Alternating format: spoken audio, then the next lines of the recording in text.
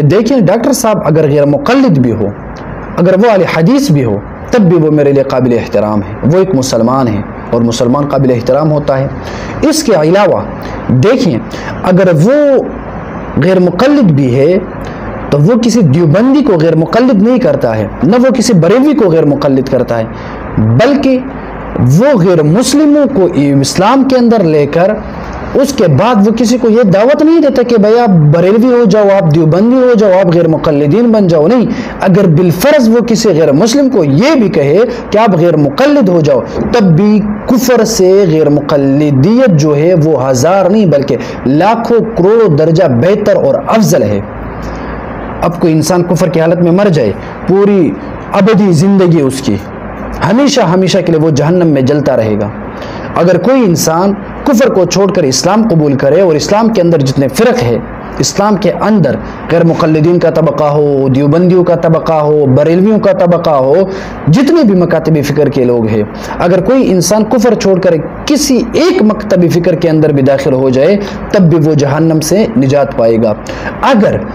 ان کے عقائد میں بعض عقائد غلط ہو لیکن شرک اور کفر تک نہ پہنچے، ان کے اعمال میں کمی کوتاہی ہو، ٹھیک ہے، وہ جہنم میں بھی چلا جائے گا لیکن گناہوں کے سزا کے بعد وہ جنت میں چلا جائے گا، واپس اور جنت میں داخل ہو جائے گا۔ اسی لیے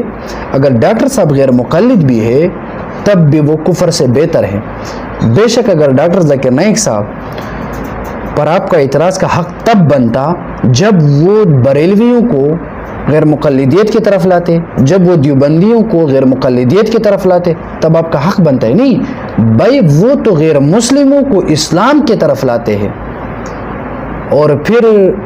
بعض ایسے مسائل ہیں جو ڈاکٹر ذاکر نائک صاحب نے غلط بتائے ہیں۔ بے شک انسان سے غلطی ہو جاتی ہے، انسان غلطی کا ایک پتلا ہے، انسان سے غلطی ہو جائے تو اس کی غلطی کی بنیاد پر ان کی پوری زندگی کی جو محنت ہوتی ہے اس کو ضائع نہیں کرنا چاہیے۔ اور دوسری بات یہ ہے کہ ڈاکٹر ذاکر نائک صاحب کا جو میدان ہے وہ کفر کے خلاف ہے، وہ اسلام کے اندر فروعی مسائل نہیں ہے۔ اب کوئی انسان ان سے اگر فروعی سوال پوچھے تو اگر وہ جواب غلط بھی دے تو ہم ان سے گلہ اور شکوہ نہیں کریں گے، کیونکہ ان کا میدان یہ نہیں ہے، لیکن اتنا ضرور کہ اس کے بات کو نہ مانیے، جو درست مسئلہ ہے اس پر عمل کرے فروعی مسائل میں، ٹھیک ہے۔ اور یہ تو ہمارے علماء کرام کی بھی غلطی ہے کہ ہم ایسے مسائل کے بارے میں ان سے کیوں سوال کرتے ہیں جو سوال کرنا ان سے مناسب نہیں ہے، یہ تو ہماری غلطی ہوگی۔ اب ایک انسان ہے جو بیمار ہے اور ان کے گردے میں درد ہو اور وہ چلا جائے آنکھ کے ڈاکٹر کے پاس، تو یہ مریض کی غلطی ہے۔ ان کو پتہ ہے کہ بھائی میرے گردے میں درد ہے اور جس کے پاس میں جا رہا ہوں وہ آنکھ کا ڈاکٹر ہے، ان کو آنکھ کے ڈاکٹر کے پاس نہیں جانا چاہیے بلکہ ان کو گردے کے ڈاکٹر کے پاس جانا چاہیے تاکہ اپنا علاج کریں۔ تو پوری دنیا میں جتنے لوگ ہیں، چاہے وہ عالم ہو یا جاہل ہو، سب کو پتہ ہے کہ ڈاکٹر صاحب جو ہے، ڈاکٹر ذاکر نائک صاحب کا جو میدان ہے وہ کفر کے خلاف ہے، عیسائیت کے خلاف ہے، یہودیت کے خلاف ہے، وہ ان لوگوں کو مطمئن کر کے اسلام کی طرف لاتے ہیں۔ تو آپ کو بھی چاہیے کہ ڈاکٹر ذاکر نائک صاحب کے وہ بیانات سنیں جو کفر کے خلاف ہے، جو اسلام کی طرف دعوت دیتے ہوئے انہوں نے ریکارڈ کیے، وہ بیانات سننے چاہیے۔ فروعی مسائل نہ سنیں، اگر سن بھی لے تو تب بھی ان کی توہین اور ان پر فتوی بازی نہ کرے، بس اس کی بات کو غلط قرار دے۔ اگر غلط ہو تو ان کی بات کو غلط قرار دے اور اس پر عمل نہ کرے اور لوگوں کو ٹھیک اور درست مسئلہ بیان کرے، کیونکہ ان کا میدان فروعی مسائل کا نہیں ہے، ان کا میدان جو ہے وہ بہت بڑے سطح اور بڑے لیول پہ ہے۔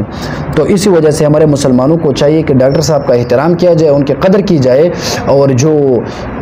غیر مسلم جو لوگ ہیں ان کے مقابلے میں ڈاکٹر صاحب کو سننا بھی چاہیے۔ اور جو فروعی مسائل ہے بے شک آپ ان حوالے سے ڈاکٹر صاحب کو نہ سنیے، بلکہ آپ کسی اپنے مسجد کے امام کو سنیے، ان سے مسائل کا پتہ کریں۔ ڈاکٹر صاحب کے جو بیانات ہیں جو عیسائیت کے خلاف ہو، جو یہودیت کے خلاف ہو، اس طرح جو الحاد کے خلاف ہو، یا ان کے وہ پروگرامات جہاں پر لوگ ان سے سوالات کرتے ہیں، اسلام پر اعتراضات کرتے ہیں، قرآن و مجید پر اعتراضات کرتے ہیں، آپ ان کے وہ بیانات سنیں جو بڑے مفید ہیں۔ علماء کرام کو بھی چاہیے ان کے وہ بیانات سنیں۔